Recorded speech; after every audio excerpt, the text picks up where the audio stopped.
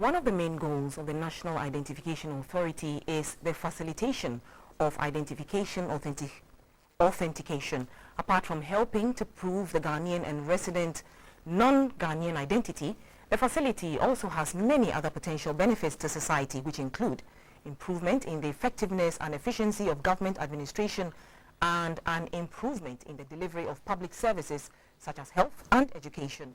A good identification system will also make the work of the police much easier. Another plus will be the provision of more reliable population census data for national development. In short, the very purpose of the N.I.A card is to provide reliable personal information about a person.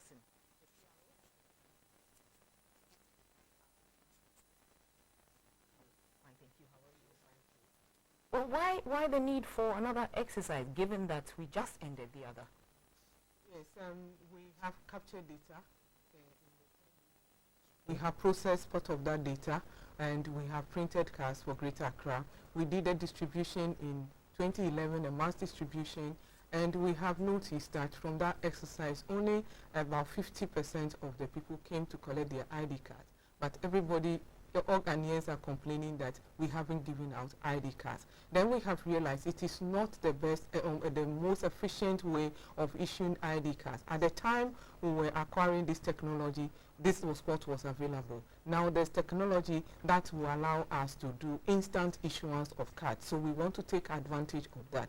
More so, government has the vision to harmonize all databases in the country into one. And the president's dream is that we come to a point where we hold only one ID card and that will be used for multiple transactions. And so we're working with government. Government has given us the go-ahead to make sure that we do we work with other institutions to do a harmonization of the databases. And we think that the best way to go is to bring out a card with a huge storage capacity that will enable all other institutions store their data directly and manage that on their own from that ID card. And so it will be used for multiple purposes so that we free government from spending money on multiple biometric databases, which is not the best practice anywhere in the world. And so if we bring this card out now, we'll be doing it, saving a lot for the country in future. Indeed, we have taken only 4 fingerprints in our system currently,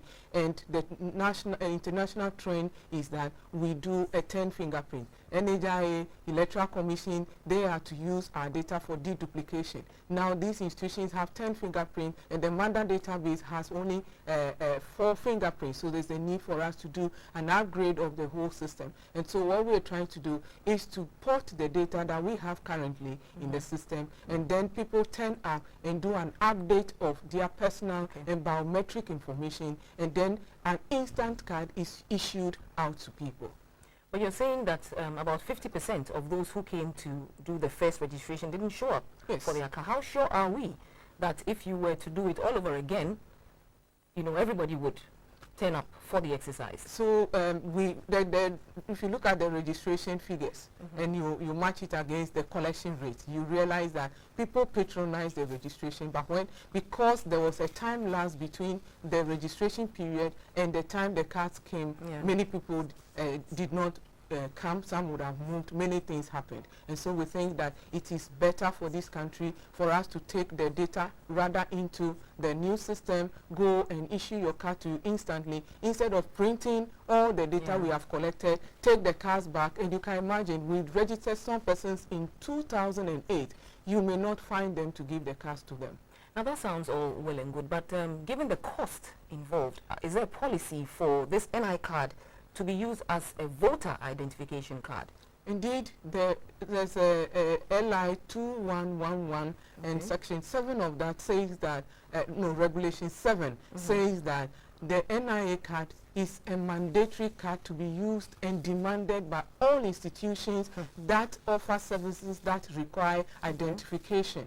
And a number of such services have already even been listed in that law. We're talking about bank transactions, land acquisition and other properties acquisition, insurance acquisition, national health insurance, SNIT and pension operations, voter registration, SIM card registration, driver's license, passport. All of these institutions are required by law currently to demand the national ID card to take the person's personal identification number into their database before they offer any service to any such person. Yeah, now all these you are mentioning, the registration of cars, etc., are very problematic areas. How much did it cost us to do the first exercise? I mean, I believe as Ghanaians, we owe it a duty to all citizens to know how much was spent on the first exercise. Well, we have our whole institution put up from the beginning, from the scratch. It cost some money. I think the building was about, I can't remember the No, but how much was pumped into the exercise itself? And the registration process itself, the mass registration in the 10 regions of the country, cost a total of 21 million Ghana cedis. Wow. Yes. So that was for the data collection. That was on the old system. And so if we had what is available right now, we wouldn't have to do another operation all over, spending the same amount of money going back around the country to distribute cards. So we want to take advantage of that now, so that persons who have not registered yet, at least when we go, we capture them, issue them cards, so that we don't go back again, at least those people, to go and give them card at another cost. And surely it's going to be more expensive to do this second exercise. We might not say so. It might even maybe for all we care to be cheaper. You have a system that you just go through, you register within 15 minutes. When you get to the point of registration, your card is printed for you. So the system that we are going to deploy has all of the things together, and so it is not this one that we will go register, carry equipment, carry personnel, go back all over again to distribute the cards. So there's no budget for it? There's a budget for it. Currently, the loan that we spoke about is not N.I.A. actually going in for a loan. We put out an expression of interest where we want companies to help us to upgrade the system, and such companies must come with funding, because we've been constrained so far with funding. And so we have some of the companies showing a lot of interest. The current one that we spoke about is a Chinese company that is arranged a concessionary loan to help us to finish this system, complete the system. And it's a 115 million facility.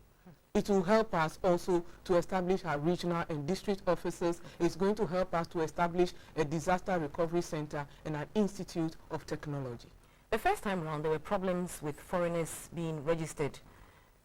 Is there any measure in place to make sure that only Ghanaians and Ghanaians alone are registered for this card?